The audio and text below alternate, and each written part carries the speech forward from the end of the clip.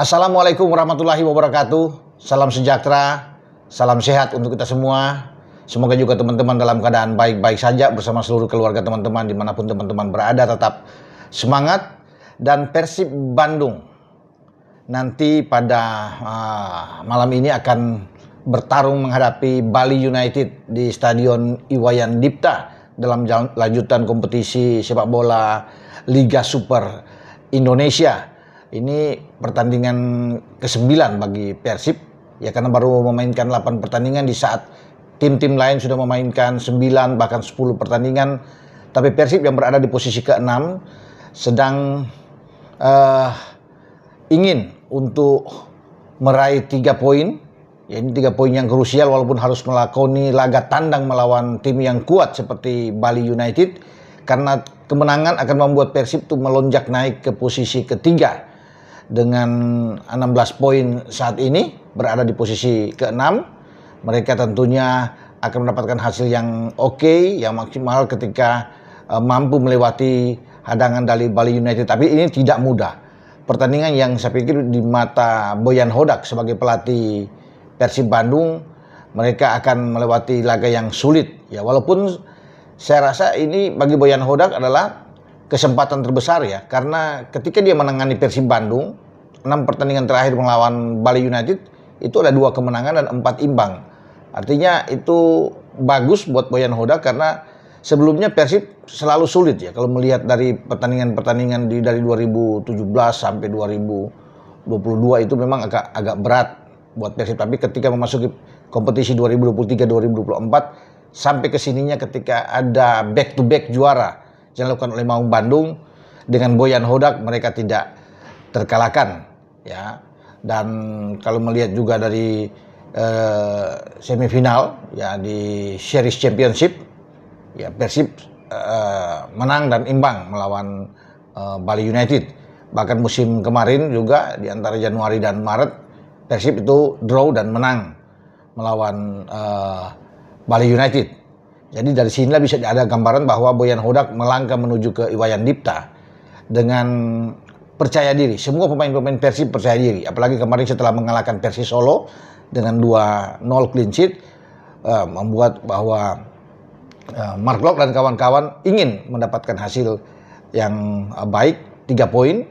Walaupun semua pemain Persib juga merasakan bahwa ini tidak mudah. Bali United juga yang berada di posisi ke-8 sedang mengincar kemenangan, ya, karena mereka juga setelah tertahan dari Persita Tangerang, mereka mendapatkan hasil yang bagus, kan, termasuk mengalahkan Jepara juga. Dan harus berhati-hati dengan Johnny Johnson, pelatih baru dari Bali United, yang tentunya ingin meracik taktik strategi untuk bagaimana menghadang Persib Bandung. Nah, Persib ini dalam keadaan yang baik, ya. Kenapa baik? Ya, dan bahkan ini luar biasa melewati bulan Oktober memasuki ke bulan November. 4 pertandingan yang mereka lalui di bulan Oktober itu menang semua di semua kompetisi, termasuk di AFC Champions League 2. Mereka memainkan 2 pertandingan di sana dan 2 liga. Itu bukan saja kemenangan tapi clean sheet, mencetak 9 gol tanpa kemasukan untuk penjaga gawang Teja Baku Alam. Ini luar biasa. Setelah menang melawan Bangkok United 2-0, mereka mengalahkan Biak, ya, PSBS dengan 3-0.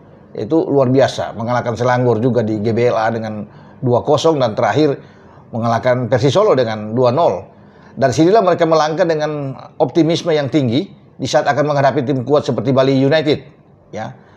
Saya pikir mereka tidak akan menganggap enteng juga, karena ini mereka tahu bermain di Iwayan Dipta agak bisa menyulitkan bagi Persib. Tapi dengan modal di bulan Oktober yang sangat positif, mereka akan bawa terus sampai ke bulan November dengan, saya pikir, permainan yang baik. Artinya dengan bagi Frans Putros yang sudah membaik, ya, semoga dia bisa dimainkan, termasuk dengan Andrew Zung yang tidak dimainkan melawan Persis Solo. Ada rotasi yang dibuat Boyan Hodak dan mereka bisa memenangkan pertandingan melawan Persis Solo. Nah, ini intinya karena kedalaman skuad dari Persib yang oke, memudahkan bagi Boyan Hodak untuk bisa meracik starting 11, taktik, strategi dengan sangat baik. Nah, kita akan tunggu juga saat menghadapi Bali United ini. Diharapkan bahwa Boyan Hodak bisa menampilkan starting 11 yang bagus dan mereka pasti akan mempertahankan tren positif mereka setelah melakoni laga di bulan Oktober dengan sangat baik sampai memasuki dengan November. Tentunya November juga ingin dilakukan oleh Persib dengan hasil yang gemilang. Nah, setelah melawan Bali United, mereka harus bersiap pada tanggal 6 November yang akan datang untuk berhadapan dengan Selangor. Setelah mereka menang melawan Selangor dengan 2-0 di Gebela, sekarang akan bertarung di Petaling Jaya sana, di markasnya Selangor FC. Selangor memang tidak memenangkan pertandingan ketika mereka melakoni 3 laga terakhir dengan semua kalah di AFC Champions League 2 ini. Dan Persib yang memimpin klasemen dengan 7 poin, 2 menang dan 1 imbang, itu terus pasti akan mempertahankan posisi mereka di puncak klasemen saat ini. Setelah Selangor kemarin kalah dari Bangkok United, nah ini kesempatan buat Persib. Ya, kalau menang dengan 10 poin, saya rasa Persib bisa finish di posisi atas, posisi puncak, ya, dan mereka bisa lolos ke fase selanjutnya. Tapi sebelum melangkah ke Selangor dan juga pada tanggal 9 akan menghadapi Malut United, ya mereka harus bisa mengatasi dulu Bali United. Karena ini pertandingan yang sangat penting, modal bagus. Ketika mendapatkan poin penuh, 3 poin, akan semakin baik bagi Persib untuk bisa mengejar Borneo yang berada di posisi atas di klasemen sementara. Karena Borneo juga baru memainkan 8 pertandingan. Itu tidak terkalahkan dalam 8 pertandingan, itu hal yang sangat luar biasa yang dimainkan oleh Borneo. Nah, ini akan coba dikejar oleh juara bertahan seperti Persib Bandung. Makanya mereka dituntut harus menang dalam pertandingan menghadapi Bali United. Ya. Siapapun yang dimainkan, saya pikir Persib adalah tim yang sangat baik dalam kedalaman skuad yang saya sudah katakan. Dan di belakang mereka begitu kokoh dengan Patricio Matricardri yang ada di sana. Ya, ada Barba Federico yang sangat kuat, bisa juga ada Julio Cesar yang bisa dimainkan kalau tidak dengan 4 back flat, bermain dengan 3 back juga sangat baik. Eliano Reinders juga bisa bermain di posisi manapun, di kanan ataupun di kiri, tergantung Boyan Hodak yang akan menampilkan. Kalau Frank Putros sudah sembuh dan fit benar, bisa saja Frank Putros akan dimainkan lebih awal atau bermain dengan 4 back flat. Ada Barba dan Matricardri, kemudian di belakang juga ada Eliano dan Frank Putros. Walaupun sebenarnya dalam pertandingan melawan Persis Solo masih ada Kakang Rudianto kan yang bisa dimainkan. Sementara di tengah pilihan itu banyak. Ya, jika Haya sudah fit benar, Tom Haya bisa bermain. Ada Mark Klok di sana, bahkan ada Adam Alis yang juga bisa ditampilkan. Memang tidak ada Luko yang mendapat kartu merah melawan Persis Solo setelah dia mencetak gol. Tetapi dengan kehilangan Woykochea, ya Luciano, Persib masih punya kekuatan di tengah ya yang sangat bagus kalau bisa melihat. Karena mereka juga di depan juga setelah ada Andre Jong yang bisa bermain, mereka masih punya Uliam Barros ya, bahkan Berguinho juga bisa dimainkan. Yang pilihan itu banyak.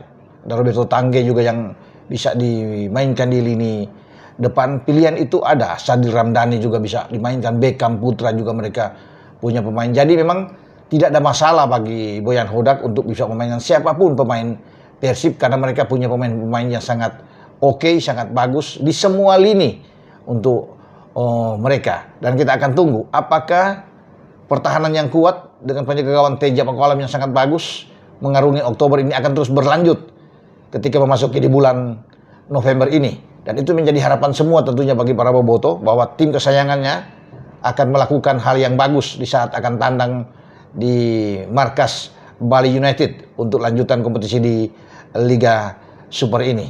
Ya, dengan saya Bung Ropan berbicara tentang Persib Bandung yang akan duel seru hari ini menghadapi Bali United. Harus berhati-hati karena Bali juga mengincar kemenangan atas Persib Bandung. Oke, ciao.